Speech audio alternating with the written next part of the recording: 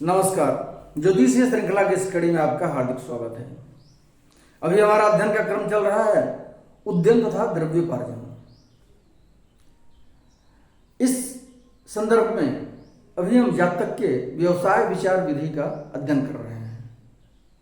जातक जब अपने कर्म क्षेत्र में उतरता है तो किस प्रकार का व्यवसाय अपनाता है या कौन सा व्यवसाय उसके लिए सुटेबल होता है। पिछले वीडियो में हमने जाना कि दसम भाव से जातक के कर्म का विचार होता है, वहां से जातक के कार्यक्षेत्र का विचार करते हैं, दसमस्थ ग्रह के द्वारा विचार करते हैं। यदि लग्न से दसमस्थ कोई ग्रह नहीं हो तो चंद्र लग्न से दसमस्थ, उससे भी कोई नहीं हो तो सूर्य लग्न से दसमस्थ, या तीनों में जो बली हो उससे दसम स्थान में जो ग्रह हो उसके द्वारा हम विचार करते हैं। यदि तीनों से दसम स्थान में कोई ग्रह नहीं हो तो पिछले वीडियो में हमने क्या जाना कि तीनों में जो बली हो उससे दसमेश दसम भाव का स्वामी किस नवांश में है, उस नवांश का जो अधिपति है उसके द्वारा हम जातक के व्यवसाय का विचार करते हैं। अब इस क्रम में आइए जानते हैं कि ज्योतिषाचार्यों ने, विद्वानों ने, दैवज्ञों ने कौन कौन सी बातें या कौन कौन से सूत्र प्रतिपादित किए हैं दसमेश के नवांशेष के लिए और उनकी स्थिति के लिए, इसका अध्ययन करते हैं। यदि सूर्य दसमेश का नवांशेष हो अथवा दसमस्थ हो तो जातक इन व्यवसायों से धनोपार्जन करता है, जैसे सुगंधादि वस्तुओं का क्रय विक्रय, सुगंधित वस्तु का क्रय विक्रय, सेंट इत्र इत्यादि के उद्योग में, व्यवसाय में, खरीद बिक्री में इंगेज कर सकता है अपने को। औषधि संबंधी व्यवसाय, मेडिसिन से संबंधित जैसे डॉक्टरी, हकीमी, वैद्यक, कंपाउंडरी, औषधि विक्रेता, मेडिकल स्टोर हो सकता है उसका, दवा की खरीद बिक्री करना। स्वर्ण वाणिज्य, सोने का व्यवसाय कर सकता है, स्वर्णाभूषणों का व्यवसाय कर सकता है, अथवा सोने के खान में काम कर सकता है, स्वर्ण माइंस में काम करने वाला हो सकता है वैसा जातक। राजा का मंत्री हो सकता है, आज तो राजशाही नहीं है लेकिन स्टेट गवर्नमेंट में या सेंट्रल गवर्नमेंट में या सरकारी क्षेत्र में वो अच्छे पोस्ट पर हो सकता है। मैनेजरी कर सकता है, व्यवस्था किसी भी संस्था का व्यवस्थापक के रूप में काम कर सकता है। राज्य का शासन करना अर्थात किसी एडमिनिस्ट्रेटिव पोस्ट पर ऐसा जातक हो सकता है। युद्ध विभाग का मुख्य अधिकारी होना, युद्ध विभाग में, सेना में चीफ कमांडिंग अफसर या उस तरह का मुख्य भूमिका में होना, ऐसा जातक हो सकता है। मुसाहिबी, दीवानी अदालत की हाकिमी, सिविल कोर्ट का जज हो सकता है। राजा से अनुग्रहित होता है ऐसा जातक, सरकार के द्वारा अनुग्रह प्राप्त होता है ऐसे जातक को। ठेकेदारी इत्यादि कर सकता है, कॉन्ट्रैक्ट ले सकता है विभिन्न तरह का। ऐसा जातक प्रायः स्वतंत्र व्यवसाय करता है, वो अपना इंडिपेंडेंट क्षेत्र में काम करता है या फिर उसको सरकारी नौकरी मिल सकती है।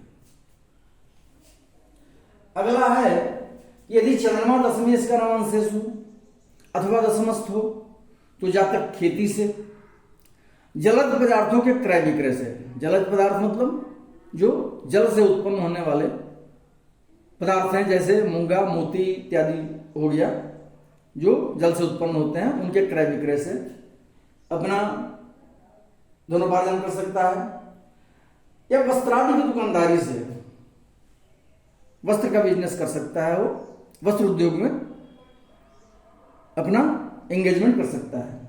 किसी प्रदर्शनी से, किसी धनवान स्त्री के संसर्ग से तथा उससे अनुग्रहित होने के कारण धन की प्राप्ति होती है। कोई धनवान स्त्री के संपर्क में जा सकता है ज्यादा तक और उसके द्वारा अनुग्रह प्राप्त करके या उसके माध्यम से जातक को धन की प्राप्ति हो सकती है।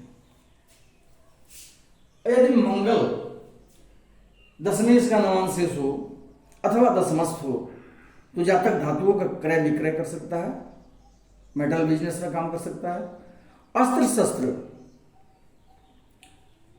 के खरीद बिक्री में या उसको बनाने में, उसके निर्माण में, कल पुर्जे इत्यादि का बनाना, मशीनरी के बनाने के काम में लग सकता है या उसके व्यवसाय में लग सकता है। ऐसा व्यवसाय जिसमें अग्नि क्रिया की आवश्यकता हो, जैसे आतिशबाजी वगैरह का व्यवसाय बनाना या खरीद बिक्री करना। इंजीनियरिंग का क्षेत्र में हो सकता है जातक संलिप्त, युद्ध विभाग अर्थात सेना इत्यादि की नौकरी कर सकता है, पुलिस विभाग की नौकरी कर सकता है जातक। ऐसा व्यवसाय जिसमें साहस की आवश्यकता हो वैसा व्यवसाय कर सकता है, ये सर्कस इत्यादि का तमाशा कर सकता है, फौजदारी अदालत की बैरिस्ट्री कर सकता है, वो क्रिमिनल कोर्ट का बैरिस्टर हो सकता है ऐसा जातक, वकालत करने वाला हो सकता है, मुक्तारी कर सकता है, पराया धन को अचानक लूटना, इस सब कार्यों के द्वारा वो धन उपार्जन जातक करता है। और ये पराया धन को अचानक लूटना, इसमें दो प्रकार की बातें हो सकती हैं।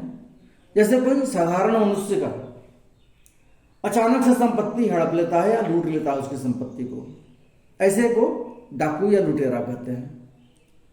और जैसे कोई राजा किसी दूसरे राज्य पर हमला करके और उसकी संपत्ति का अधिग्रहण करता है तो इसको पराक्रमी कहा जाता है, वो पराक्रम की श्रेणी में आता है। तो अब इसमें इन दोनों में से एक अविहित कार्य हुआ, दूसरा विहित कार्य हुआ।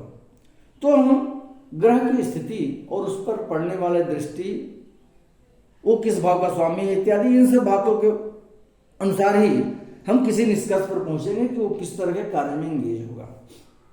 ये हर चीज, ये बात जो है सो हर चीज में लागू होगी, हर ग्रहों की स्थिति में लागू होगी और ग्रहों की स्थिति के अनुसार ही हम किसी अंतिम निष्कर्ष पर पहुंचेंगे कि जातक एक्चुअली किस चीज में एंगेज हो सकता है। अब यदि बुध दशमेश हो,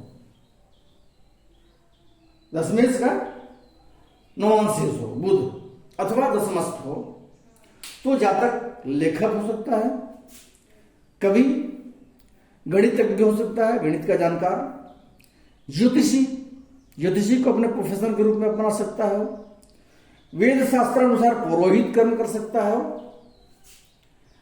धर्मादि विषय में व्याख्यान देने वाला हो सकता है, जैसे आजकल बहुत सारे प्रवचनकर्ता प्रवचन के माध्यम से धनोपार्जन करते हैं, चित्रकारी या शिल्पकारी के द्वारा ऐसा जातक धनोपार्जन करता है। अगले वीडियो में हम इससे संबंधित बृहस्पति, शुक्र और शनि, इनके दशमेश के नवांशेष या दशमस्त रहने से जातक किस क्षेत्र में अपना धनोपार्जन का क्षेत्र बना सकता है, इसका अध्ययन करेंगे। नमस्कार।